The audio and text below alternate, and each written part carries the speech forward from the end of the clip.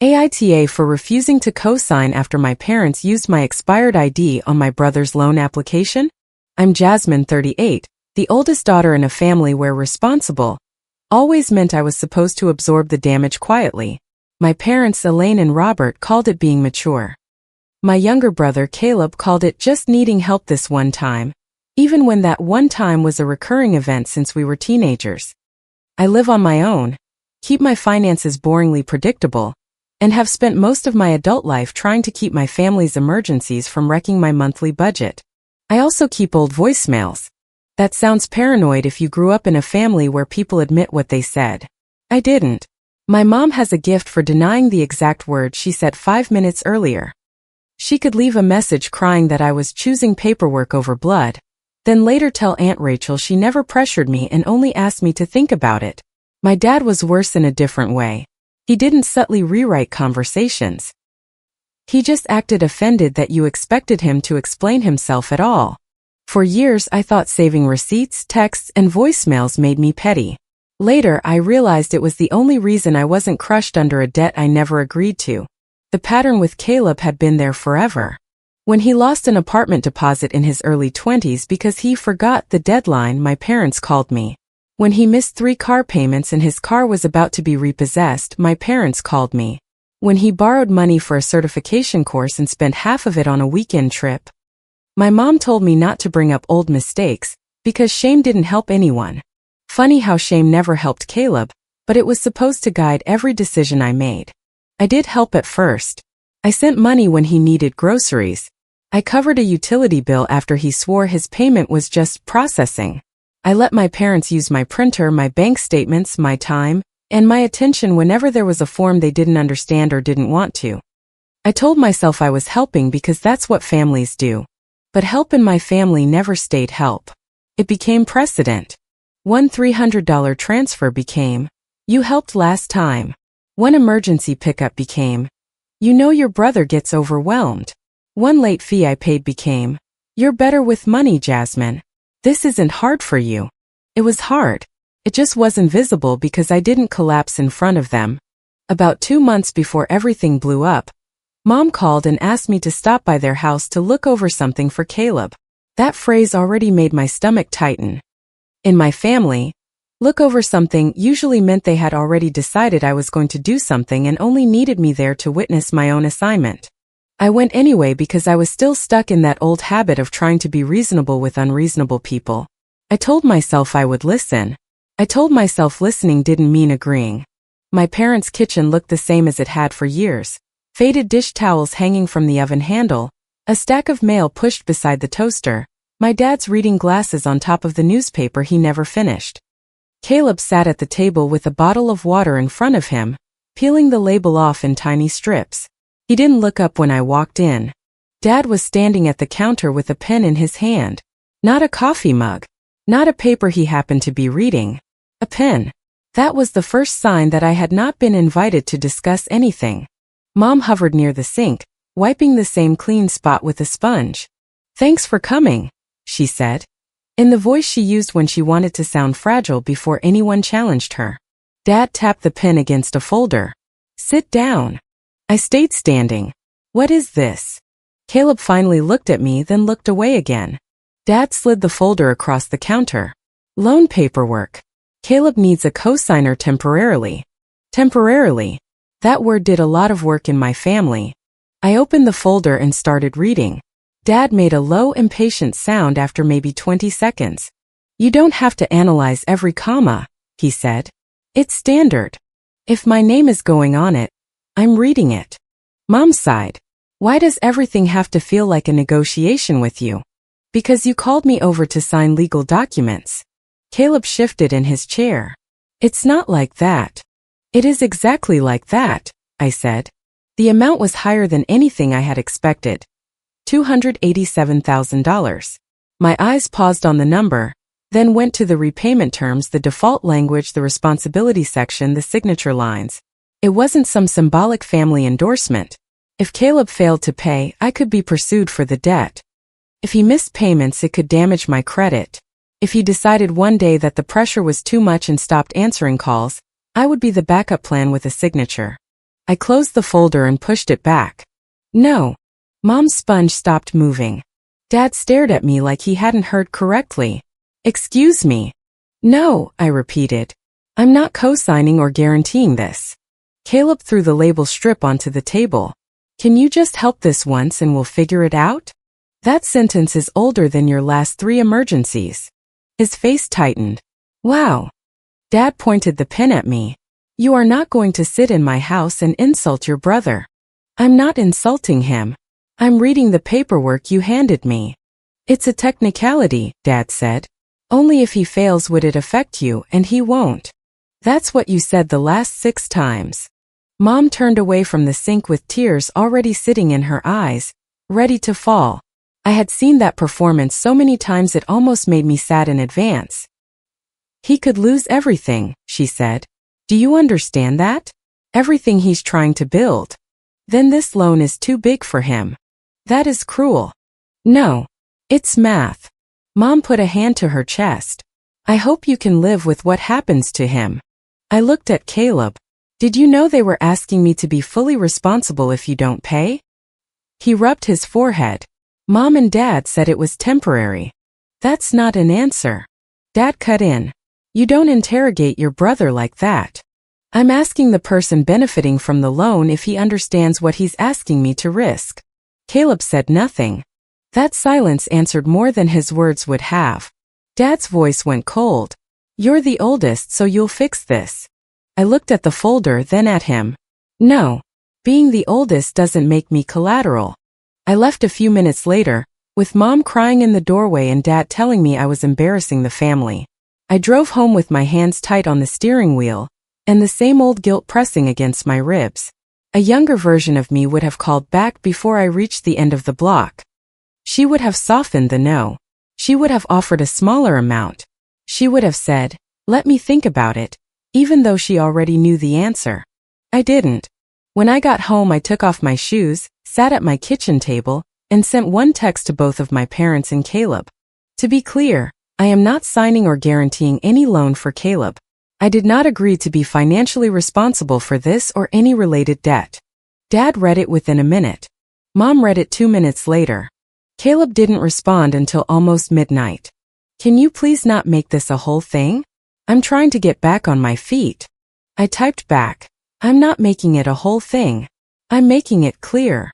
Then I screenshotted the whole exchange and saved it in a folder on my phone labeled Caleb Loan. That folder would end up getting much bigger. The pressure started the next morning. Mom left a voicemail while I was brushing my teeth. Her voice was thin and shaky. You are choosing paperwork over blood, Jasmine. I don't even recognize you right now. Your father barely slept. Caleb is devastated. I hope your independence is worth what this is doing to this family.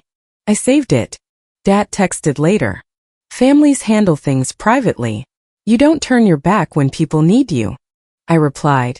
I'm available for family conversations. I am not available for debt. He sent back. Don't get cute. Caleb sent a sad face emoji, then deleted it, then wrote, forget it. I get it. He didn't get it. He just realized begging wasn't working. By that weekend, relatives started appearing in my phone like my mother had released a guilt newsletter.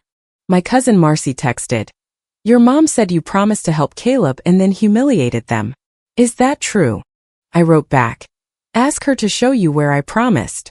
Marcy replied, she's devastated. I'm sure she is, I said. That doesn't make it true.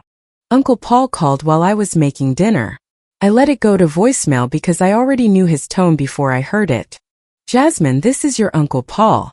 I don't know all the details, but your parents are aging and they don't need the stress. Couldn't you have handled it quietly? I stood in my kitchen holding a wooden spoon, watching tomato sauce bubble too aggressively in the pan, and laughed once. Not because it was funny, because quietly was the word people used when they wanted the wrong person to absorb the consequences. I saved that voicemail too. For 2 weeks I didn't argue. I answered only when necessary, and I kept every reply short. I didn't defend myself in family group chats. I didn't call Mom to soothe her. I didn't let Dad pull me into a lecture about loyalty. I had spent too many years treating every accusation like a court case where I had to prove I was still a good daughter. This time I let them be wrong out loud. 3 weeks after I said no, a certified letter arrived. The mail carrier knocked because my signature was required.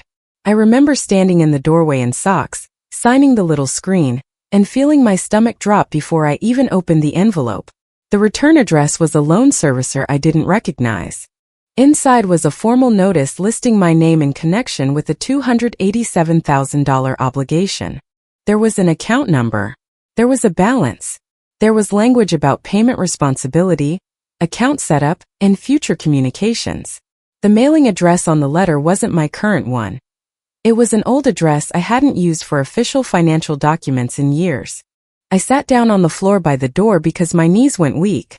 My first thought wasn't, this must be a mistake.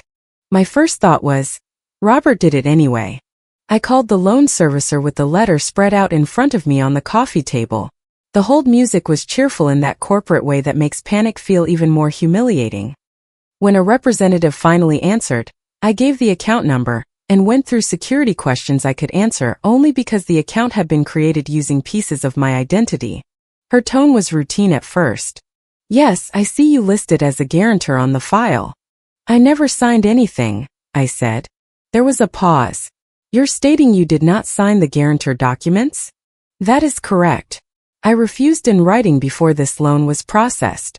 I need to dispute this as fraud. Her voice changed immediately. It became slower, more careful. I can note that on the account. I'll send you the dispute process and transfer you to our fraud department.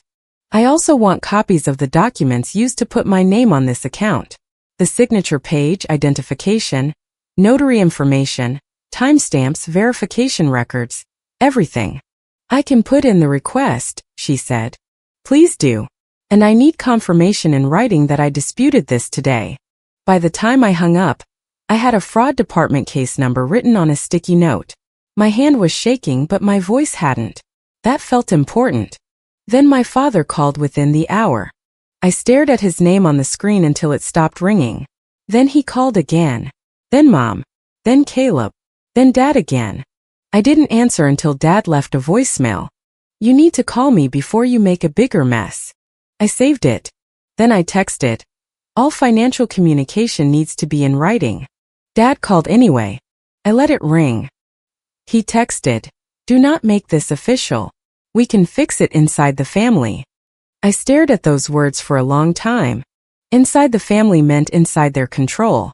Inside the family meant no case number, no paper trail, no neutral person asking why my name was on documents I refused to sign.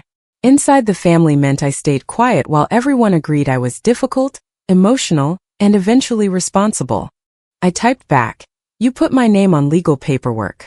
This is already official. He responded, because you left us no choice. That was the moment something in me stopped shaking. Not because I was no longer scared. I was terrified. I knew enough to understand that a fraudulent loan could damage my credit for years if I mishandled it. I knew my parents would rather make me the villain than admit what they did. I knew Caleb would float wherever the current was easiest. But you left us no choice was so cleanly, aggressively wrong that it cut through the fog. I did not call him. I froze my credit with the major bureaus that afternoon. I placed a fraud alert. I submitted an identity theft report and saved the report number with the date, time, and every confirmation code. I made a folder on my computer and backed it up. I printed my refusal text. I downloaded voicemails. I made a timeline with columns for date, event, evidence, and notes. I didn't yell. I made calls. I got confirmation numbers. I wrote everything down. The loan packet arrived by encrypted email a few days later, and I opened it at my kitchen table with a mug of coffee that went cold beside me. Seeing my own name forged is hard to explain. It wasn't dramatic like in a movie. There was no lightning strike, no music, no instant courtroom vision. It was quieter and more invasive than that. There was my name at the bottom of a signature page, shaped close enough that someone had studied it, but wrong enough that it looked like my handwriting wearing a bad costume. The J was too stiff. The ending of my first name curled when mine doesn't. The last letters were crowded together, like the person had gotten nervous halfway through. It was my name, but it wasn't my hand. The attached driver's license scan was expired. Not just recently expired. Expired long before the signing date. I recognized the scan immediately because I had given it to Dad years earlier during a family paperwork errand, when he claimed he needed copies of everyone's ID for insurance forms. There was also an old tax form in the packet, one that contained my social security number. I had given him that years before too, when he said he was helping organize documents after a family health scare. The verification phone number listed in the file was my father's cell number. Not mine. His. I sat back in my chair and looked around my apartment like I expected the walls to explain how my own parents had used old pieces of my life to manufacture consent. Then I saw the notary stamp. At first, I thought maybe that was the strongest proof against me. A notary stamp felt official. It felt heavy. But when the fraud department sent the notary detail page, something looked thin. There was no matching journal entry showing I appeared. No signature in a log. No clear identity verification note tied to me. Just a stamp on a page and a process that seemed to have moved around the absence of my actual body. I forwarded everything to an attorney for a consultation. I had never needed one before. The appointment itself made me feel like I had stepped into a version of adulthood I never wanted, but the attorney was calm in a way that helped. She read through my timeline, my refusal text, the loan packet, and Dad's "You left us no choice" message without making faces. Then she said, "Do not pay anything. Not $1. I wasn't planning to." Good. The pressure to make a small payment is pressure to make this feel like your debt. Don't sign a private letter saying this was a misunderstanding. Don't agree to handle it internally. Keep everything written. If they call, let it go to voicemail. I asked, "What if they say reporting it ruins them?" She looked at me over the papers. "They used your identity. The report describes what happened. Their choices decide the consequences." That sentence stayed with me. The next day, Mom left the voicemail that changed the whole shape of the story. Her voice sounded panicked, not performatively sad. "Jasmine, please don't tell Rachel about the account. Your father is already under enough stress, and you know how your aunt gets when she thinks something isn't accounted for. This can be fixed if you stop making it bigger. We were trying to keep everyone from falling apart." In the background, I heard Dad say, "Elaine, hang up." The voicemail ended. Played it twice. Then a third time. The account. Not the loan. Not Caleb. The account. Aunt Rachel was my mom's sister. She was not dramatic, despite my mother's constant claim that she was. She had always been the relative who wanted everyone to sit down, talk things out, and keep holidays from becoming courtrooms. She had also helped monitor a family care account that had been set up for my grandmother's expenses and certain shared family obligations. It wasn't enormous wealth, but it mattered. Medical supplies, home repairs, care support, things that needed clean records. I had never been in charge of that account. I had never even asked to see it. Dad handled most paperwork because he liked being the person with the folders and passwords. Aunt Rachel checked statements periodically, or at least she was supposed to. I didn't call her immediately. I waited until I had calmed down enough not to sound like I was throwing a match into gasoline. Then I sent her a short message. "Can you talk privately today? It's about the loan Mom and Dad wanted me to sign for Caleb, and possibly another account. I have documents." She called me 10 minutes later. Her first tone was cautious, almost tired. "Jasmine, I've been hearing things." "I'm sure you have. Your mother says you're threatening legal action against your father." "My father put my name on a $287,000 loan after I refused in writing." Silence. Then, "That's a serious accusation." "I know. That's why I'm using documents instead of adjectives." She exhaled. "Send me one page. Something that shows what you're saying." I sent her the first page of the loan packet, the signature page, and the refusal text with the date visible. Then I waited. She called back after 11 minutes. I know because I watched the clock on my microwave the whole time. Her voice was different.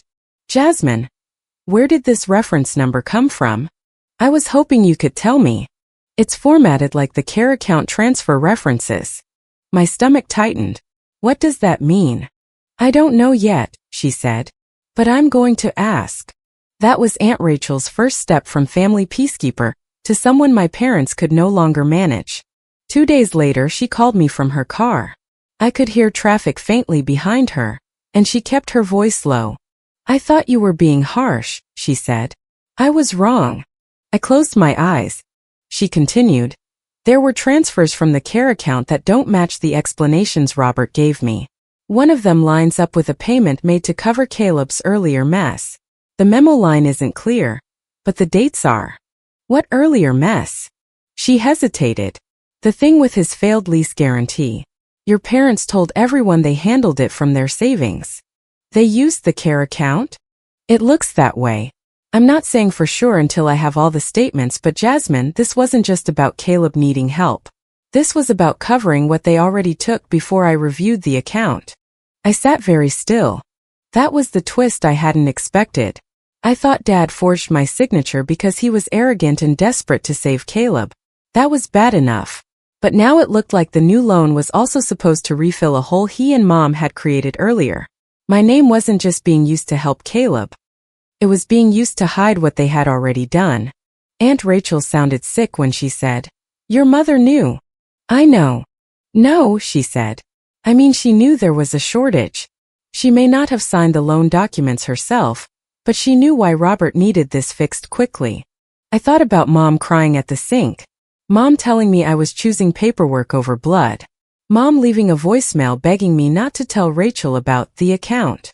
For a few seconds I felt like a little girl again, waiting for my mother to be fair.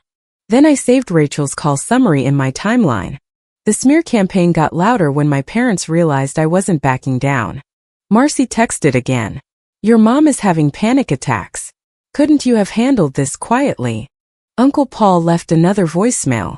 "Outside authorities? Really? Against your own father?" I didn't respond emotionally. I prepared a one-page timeline. It had the date my parents asked me to sign, the text where I refused, the date the loan processed, the certified letter date, the fact that my expired ID was used, the verification number matching Dad's phone. One line from Mom's voicemail about not telling Rachel about the account. I sent it only to the relatives who had directly accused me. My message was simple. I'm not debating family loyalty with people who were given a false version of events. Here is the timeline. I'm not paying a debt I didn't sign for, and I'm not calling fraud a family misunderstanding. Marcy didn't answer for 2 hours. Then she wrote, "I didn't know they used your signature." I replied, "That's why I told you to ask for proof." Uncle Paul called again. I didn't pick up.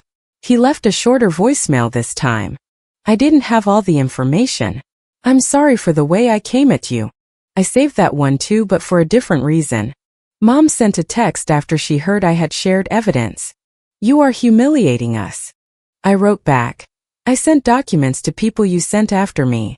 She replied, "No daughter should put her parents through this." I stared at that message and felt the old guilt try one more time to stand up. Then I typed, "No parents should put their daughter's signature on a loan." Dad didn't text for a while. When he finally did, it was one line. "You are making me look like a criminal." I answered, "I described what you did." The lender scheduled a fraud review meeting about a month later. It wasn't court. It wasn't a dramatic hearing. It was a conference room with gray carpet, a long table, a recorder in the middle, and a man named Mr. Alden who looked like he had spent his entire career being unimpressed by emotional explanations. The people present were me, Dad, Mom, Caleb, Aunt Rachel, and Mr. Alden. The lender allowed the meeting because the file involved family-related documents, disputed signatures, verification contradictions, and a possible fraud claim. I had already submitted my report number, copies of the refusal text, credit freeze confirmations, and a written statement. My attorney had told me what to say and what not to say. She didn't need to turn it into a drama. Her advice was clear. Answer direct questions, do not argue, do not accept emotional framing. Dad arrived in a pressed shirt and the same angry dignity he used at parent-teacher conferences when I was a teenager. Mom wore a cardigan and clutched tissues. Caleb looked like he wanted to dissolve into the chair. Aunt Rachel sat beside me, not touching me, but close enough that my parents noticed. Mr. Alden turned on the recorder and stated the purpose of the review. His voice was even. This is a document review. Everyone will have a chance to answer direct questions. We are not here to resolve family disagreements. We are here to determine whether the file accurately reflects the consent and identity of the listed guarantor. Dad leaned back. This has gotten completely out of hand. Mr. Alden looked at him. We'll proceed through the documents. That was the first time I saw my father's confidence flicker. He was used to being able to change the subject with tone. Mr. Alden did not seem to recognize tone as evidence. He started with the timeline. The guarantor refusal text provided by Jasmine is dated before the loan processing date. Robert, did you receive this text? Dad's jaw moved. She was emotional. That was not my question. Mom made a tiny sound. Dad said, yes, I received it. Mr. Alden made a note. Elaine, did you receive it? Mom dabbed at her eye. I was trying to keep my family together. Did you receive the text? Yes. Mr. Alden turned a page. Caleb. Caleb swallowed. I saw it. I didn't look at him. I kept my eyes on the table. Mr. Alden continued. The loan file includes a scanned copy of Jasmine's driver's license.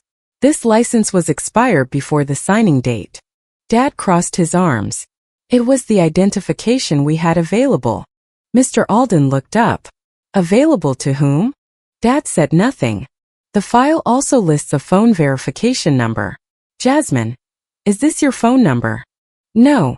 Robert, is this your phone number? Dad's face hardened. It may be an old family contact number. I almost laughed, but I didn't. Mr. Alden said, is it your cell number? Dad looked at Mom, then back at him. Yes. Mr. Alden turned another page. The file indicates that Jasmine appeared to sign before a notary. We have contacted the notary office listed. Their journal does not show a matching appearance by Jasmine on that date. There is no journal signature from her, and no entry matching the expired license number. Mom whispered, this is too much. Mr. Alden didn't respond to her. He looked at Dad. If Jasmine appeared in person to sign, who physically verified her identity with an expired ID 2 days after she refused in writing? The room went quiet. I had imagined that question before the meeting. I had read it in my attorney's notes, in slightly different words. I knew it was coming.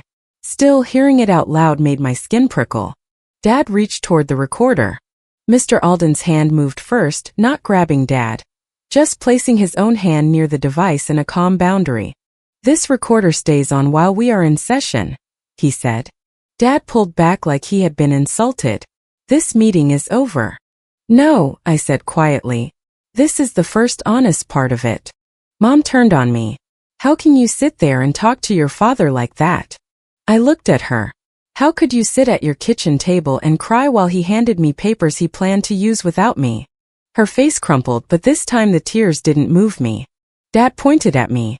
You left us no choice. Aunt Rachel finally spoke. Her voice was low, but it cut through the room. Robert, where are the care account statements? Mom froze. Dad said, that has nothing to do with this. It has everything to do with this, Rachel said. The reference numbers connect. I want the statements. Mom shook her head. Rachel, please. We were trying to keep the family together. Rachel looked at her sister with more sadness than anger. Crying does not answer the question. Caleb put both hands over his face. Mr. Alden turned toward him. Caleb, were you aware Jasmine had refused to guarantee this loan? Caleb didn't answer right away. Dad said, he doesn't need to. Mr. Alden interrupted. I'm asking Caleb. Caleb dropped his hands. His eyes were red. Mom and Dad said she'd come around. I felt something twist in my chest. Mr. Alden asked, did they tell you she had signed? Caleb looked at Dad. Dad said, careful.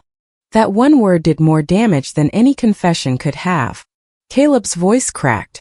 Dad said she'd never go through with reporting it. Mom whispered, Caleb. He looked at me for the first time. I didn't know they used your old ID. I didn't know that part.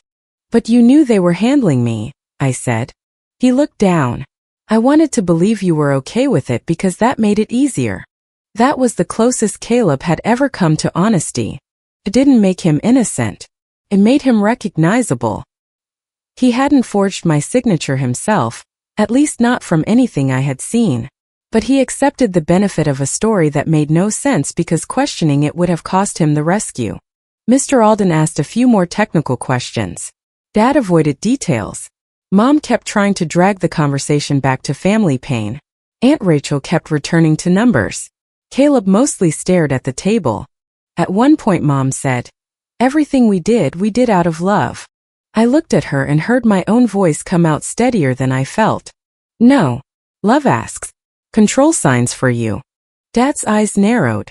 I continued, "You wanted my name on the paperwork. Now my name is also on the fraud report." After the meeting, Mr. Alden told me in the same neutral tone that collection activity against me would remain suspended while the review continued. Based on what they had, he said, it would not be treated as a standard collection matter against me. There would be more steps, more documents, more waiting. But the file had been flagged. I walked out of that building into bright afternoon light and sat in my car for almost 10 minutes before starting it. My hands were steady on the wheel. That surprised me. I didn't feel victorious. I felt scraped out. But for the first time since the certified letter arrived, I believed the number on that page might not get to own my future. The fallout was not instant and it was not cinematic. No one got dragged away in handcuffs in front of the family. Dad didn't collapse into a full confession. Mom didn't suddenly apologize with perfect clarity. Caleb didn't transform into a financially responsible adult overnight. Real consequences were slower and uglier. The lender kept the investigation open while they verified documents, reviewed the notary issue, and compared the phone verification records. My credit reports were updated with dispute notes. My freezes stayed in place. I checked them obsessively for a while, especially at night, when the apartment was quiet and my brain tried to invent disasters. Aunt Rachel requested written accounting for the care account. Not a phone call.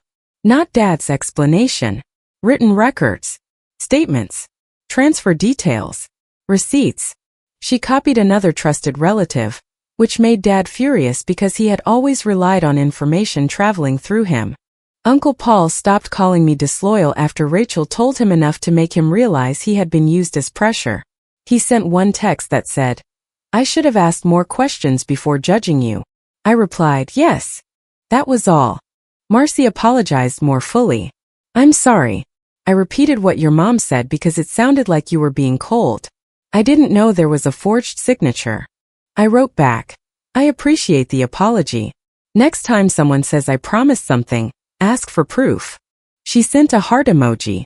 I didn't respond to the emoji. Mom lost control of the victim narrative first. The voicemail about not telling Rachel about the account spread farther than I intended, not because I blasted it everywhere, but because Aunt Rachel quoted it when relatives demanded to know why she was pushing for statements. Once people understood that Mom had known there was something to hide, her crying sounded different. Dad tried to hold on to authority longer. He sent me a message one evening while I was washing dishes. "You have no idea what you've done." I dried my hands before answering. "I know exactly what I did. I reported a debt I didn't sign for." He wrote, "You made me look like a criminal." I wrote, "You used my identity after I refused." He didn't answer for 3 days. Then he tried a different angle. "You think the world rewards daughters who destroy their fathers?" I didn't respond. My attorney had warned me that every emotional reply felt satisfying for 5 seconds and created work later. So I kept my evidence clean. I didn't insult him. I didn't threaten him. I didn't post anything online. I didn't turn the family group chat into a trial. When relatives asked me what was happening, I said, "The lender is reviewing a disputed loan. Rachel is reviewing the care account. I'm keeping communication written." That sentence became a wall. Dad hated walls he couldn't shout through. The care account review revealed enough irregular withdrawals that Aunt Rachel forced the issue. Some money had gone to legitimate expenses. Some had not. Some had been moved to cover Caleb's previous financial hole, then explained vaguely as urgent family support. Dad had counted on Rachel skimming summaries instead of asking for source documents. Mom had counted on tears filling the gaps. They were both wrong. Eventually, Dad entered a civil settlement path with the lender. I don't know every detail because not all of it was mine to know, but I know he had to accept responsibility for the file problems and work through repayment arrangements connected to the benefit Caleb received. The notary issue created its own mess for the people involved in that paperwork. The care account required separate accounting, repayment, and oversight that no longer ran through Dad alone. Caleb was required to repay money he had received. Whether he did it gracefully is another question. At first, he acted like the biggest victim because his support system had been taken away. Then he realized that support system had been made partly out of other people's money and my forged consent. He left me a voicemail about 4 months after the fraud review. "Hey, it's me. I know you probably don't want to talk. I wanted to say I should have asked questions. Mom and Dad said you were okay with it, and I wanted to believe that because I needed it to be true. I didn't know about the ID. I didn't know about all of it. But I knew enough to ask. And I didn't. So I'm sorry." I listened to it once while standing beside my bed with laundry half folded. Then I saved it. I didn't call him back that night. I didn't rush to fix the ache in his voice. That was new for me. Caleb's discomfort used to feel like an alarm I had to shut off. This time, I let it ring somewhere that wasn't my responsibility. A few weeks later, I sent him a text. "I heard your voicemail. I appreciate you saying that. I'm not available for money help now or in the future. Any relationship we have has to exist without financial rescue." He replied, "I understand." I didn't know if he did. But I had written it clearly, and clarity was the only part one could control.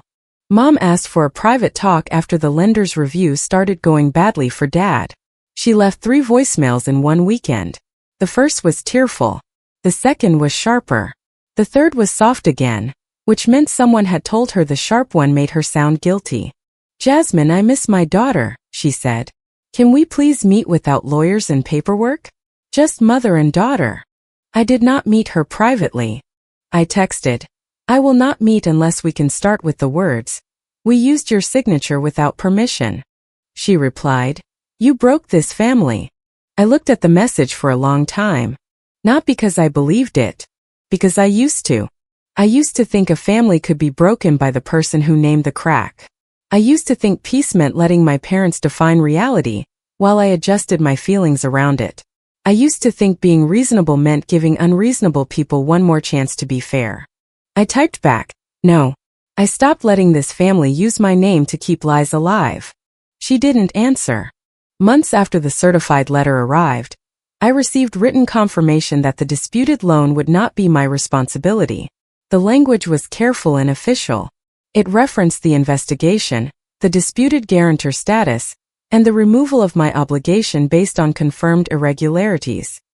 My attorney reviewed it and sent me an email that said, "Keep this permanently." I printed it. Then I opened my credit reports and checked them again. The disputed account was no longer attached to me the way it had been. The number on the page no longer had my name holding it up. I expected to feel some huge release. Instead, I made coffee. That sounds small, but it mattered. I stood in my kitchen on a quiet morning and made coffee for one person. No phone buzzing with family emergencies. No mother crying into my voicemail.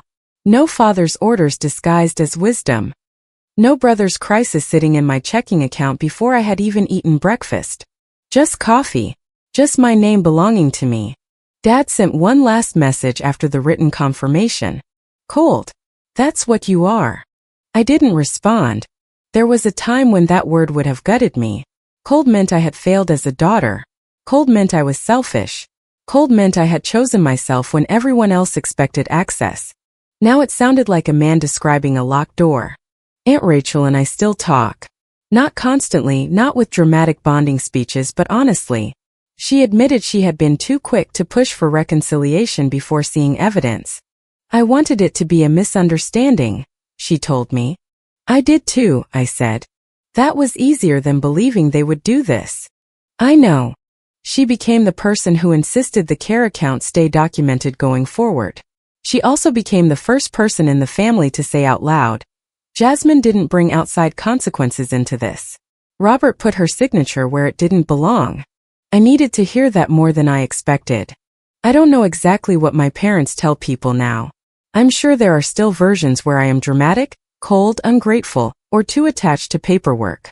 I'm sure mom still cries in the right kitchens. I'm sure dad still believes respect means nobody questions him. But they no longer get to tell a story where I quietly accept the debt. They no longer get to use my credit as a family resource. They no longer get to say inside the family and expect me to step into a room where the facts disappear. I didn't destroy my family. I stopped letting them treat me like the emergency fund, the backup plan, and the signature line. They wanted my name on the paperwork. Now they have to live with what the paperwork proves. If you liked it, don't forget to leave a comment and support the channel by subscribing. See you in the upcoming stories.